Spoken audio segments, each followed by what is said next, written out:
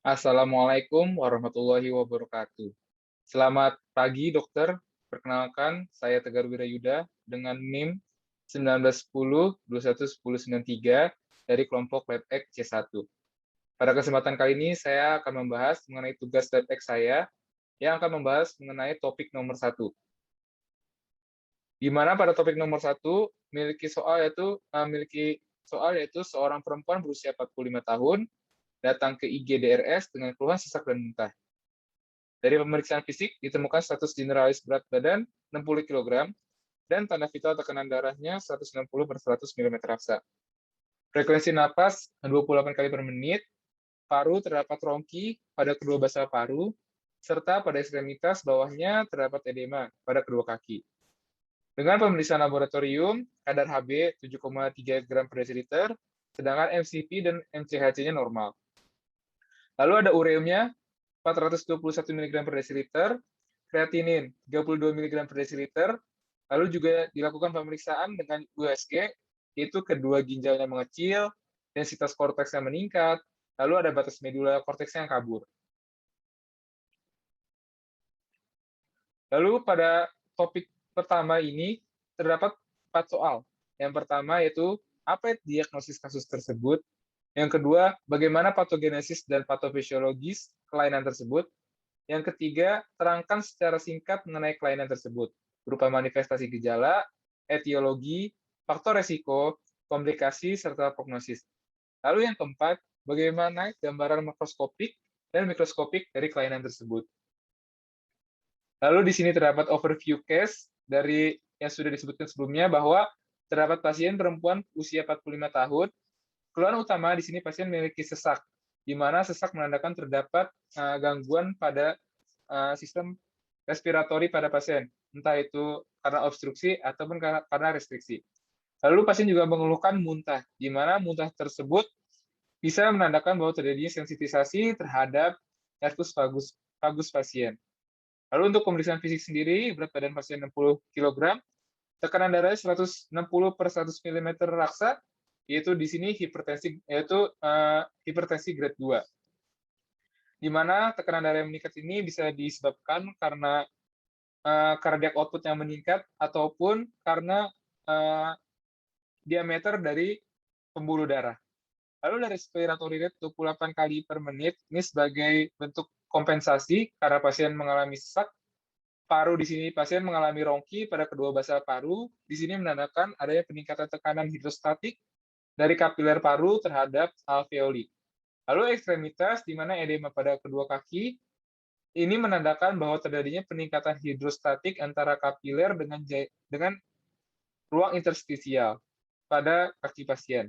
Lalu pada pemeriksaan penunjang, di mana ditemukan Hb sebanyak 7,3 gram per desiliter, di mana normalnya 14-18 gram per desiliter. Hal ini menandakan bahwa pasien mengalami anemia, bisa disebabkan oleh banyak faktor. Lalu di sini ada ureum yang berjumlah 420 mg per desiliter, di mana normalnya itu sebesar 18-25 mg per desiliter. Hal ini menandakan kadar ureum pada darah pasien di sini mengalami peningkatan. Hal ini bisa dicurigai terdapat gangguan terhadap filtrasi di ginjal pasien. Lalu kreatinin di sini sebanyak 32 mg per desiliter, di mana normalnya 0,6 sampai 1,3 mg per desiliter. Hal ini kembali menandakan bahwa terjadi peningkatan jumlah kreatinin pada pasien dan dapat dicurigai adanya kelainan terhadap filtrasi ginjal pasien. Lalu setelah itu ada MCV dan MCHC yang normal. Selanjutnya ada pemeriksaan penunjang menggunakan USG, ada kedua ginjal mengecil, densitas korteks meningkat, lalu ada batas medula korteks yang kabur. Dari pemeriksaan penunjang ini dapat dicurigai bahwa pasien di sini memiliki penyakit pada ginjal, yaitu berupa kemungkinan ada penyakit-penyakit seperti chronic kidney disease atau penyakit-penyakit ginjal lainnya yang memiliki fibrosis. Di sini pada pertanyaan pertama yaitu apa diagnosis pada kasus tersebut. Di sini setelah saya mencari tahu pada kasus ini pasien memiliki penyakit yaitu chronic kidney disease. Chronic kidney disease atau CKD.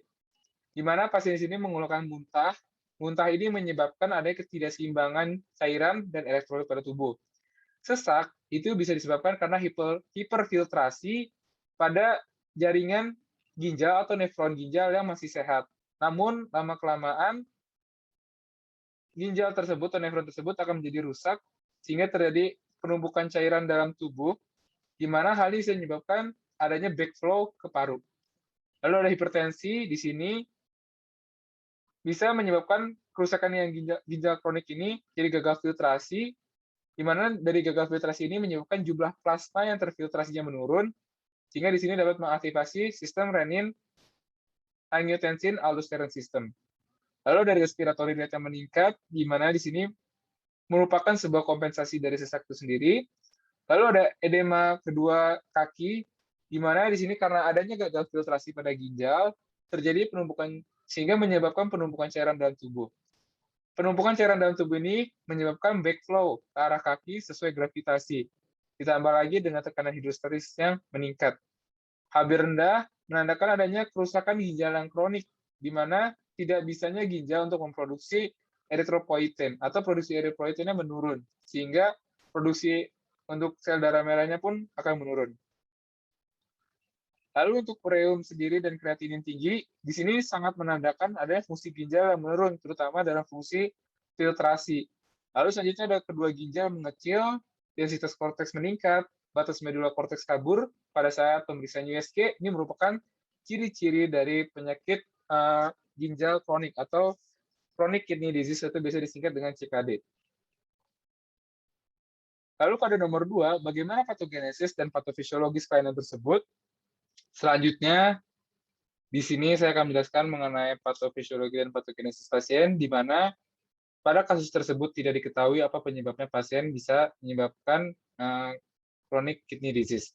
Namun dapat dipungkiri beberapa etiologi yang dapat menyebabkan hal tersebut, di mana pertama di sini mungkin ada acute renal failure atau gagal ginjal akut. Di sini bisa menyebabkan kerusakan pada nefron, di mana ada terdapat sebuah kompensasi pada ginjal, yaitu ketika sebuah nefron rusak, maka akan dapat dilakukan filtrasi pada nefron-nefron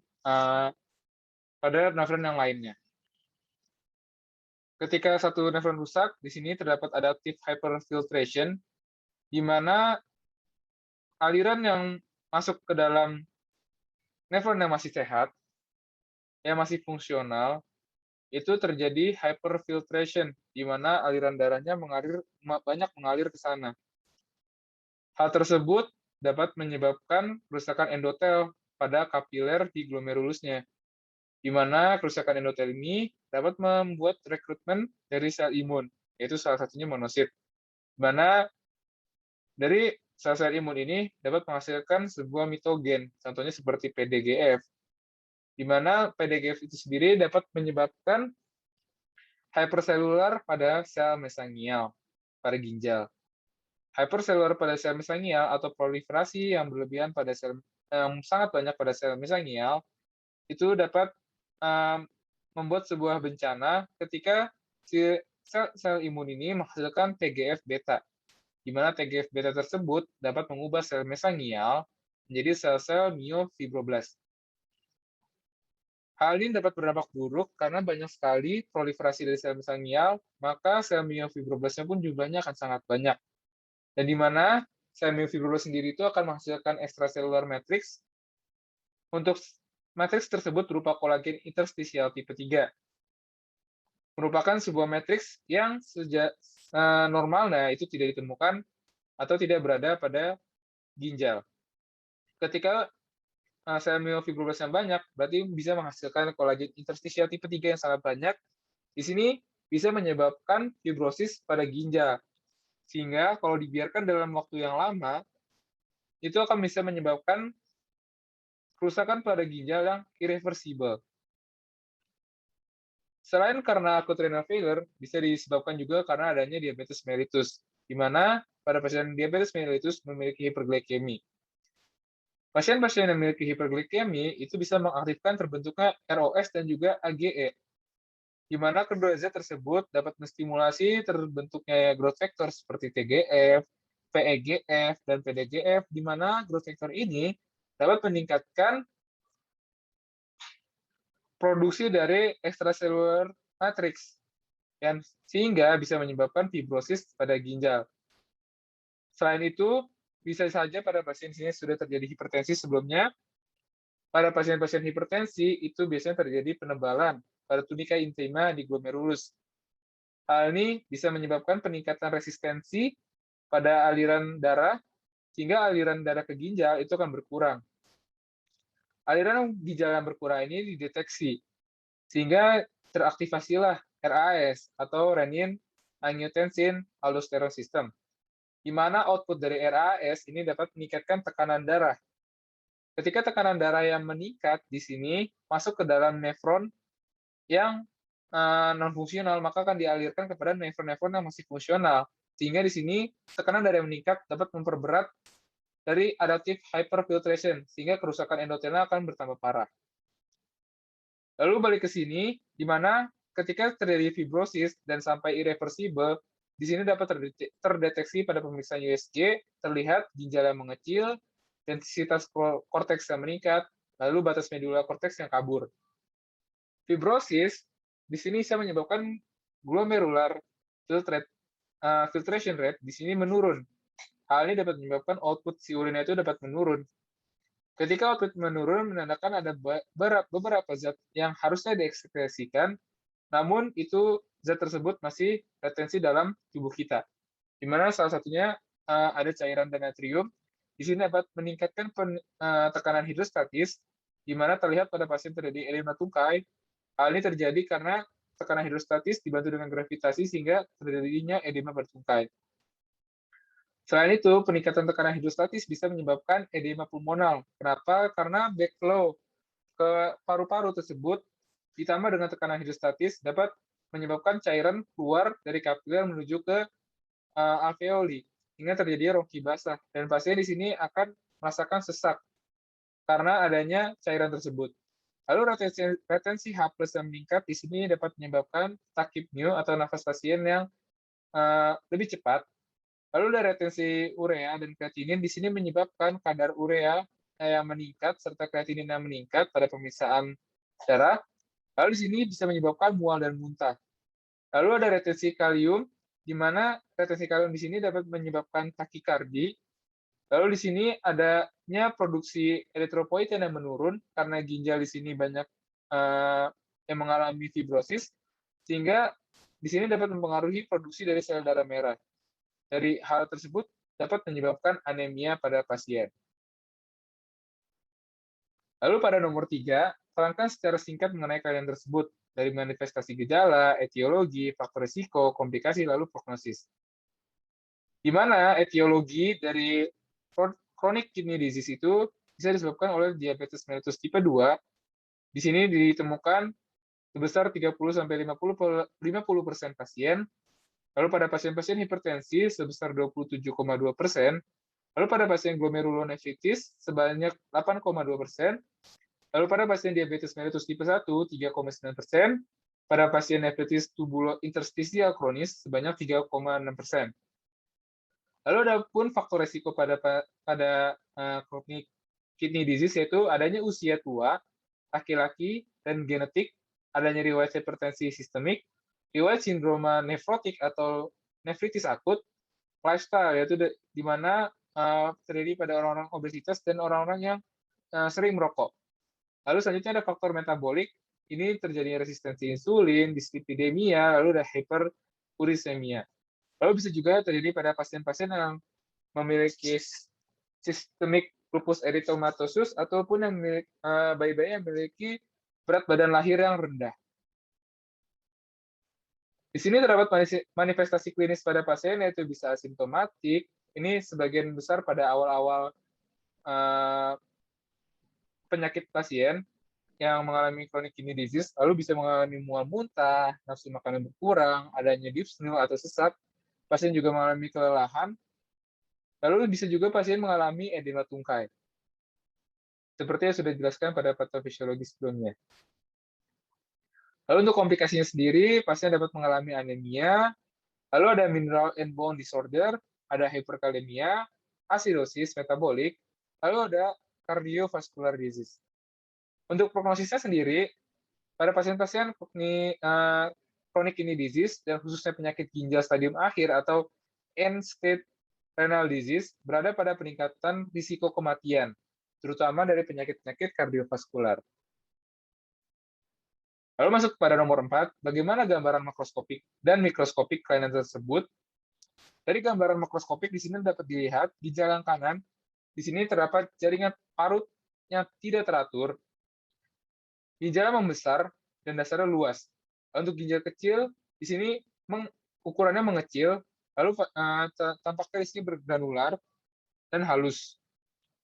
Nah, ini merupakan ginjal pada pasien-pasien kronik glomerulonefritis. Lalu di sini, pada gambar sebelahnya bisa dilihat, ginjal kiri itu tampak, nah ini bukan ginjal normal, namun ginjal kanannya itu mengecil. Ya, ginjal kanannya mengecil, tampak lebih pucat daripada ginjal yang normal, lalu bergranula halus. Inilah ginjal dari pasien-pasien yang mengalami kronik glomerulonefritis. Lalu ini ada gambaran mikroskopiknya, di mana di sini ada gambaran pasien glomerulonefritis kronik, yaitu dengan sediaan dengan pulasan mesenterikrom, di mana warna biru ini merupakan kolagen. Jadi di sini menggambarkan bahwa tadi yang sudah dijelaskan sebelumnya, terdapat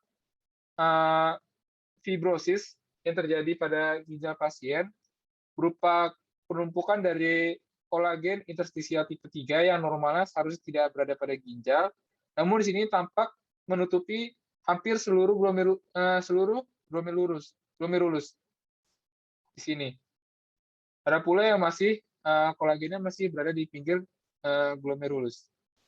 Untuk gambaran ini sendiri terdapat hialinisasi total seperti ini pada glomerulus. Jadi glomerulusnya atrofi, tanpa kapiler tidak berfungsi ini. Lalu ada deposit hialin, di mana di sini bisa menyebabkan fibrosis interstisial. Lalu di interstisiumnya ini, pada ginjal, bisa dilihat gambaran-gambaran yang merupakan gambaran infiltrat dari sel-sel inflamasi yang melimpah. Bisa dilihat. Lalu di sini ada nefron fungsional memiliki tubulus yang melebar, yang tadi seperti disebutkan sebelumnya bahwa terjadi adaptive hyperfiltration, di mana ketika sebuah nefron ada yang mengalami kerusakan, maka filtrasinya akan dilakukan pada nefron-nefron yang masih memiliki fungsional. Namun di sini tubulusnya melebar karena di sini terjadi hyperfiltration, dan hyperfiltration ini dapat menyebabkan kerusakan pada endotel. Nah, di sini sering ditemukan dengan gips hialin pada lumen-lumennya nih. Lalu inilah referensi yang saya pakai untuk merancang tugas kali ini.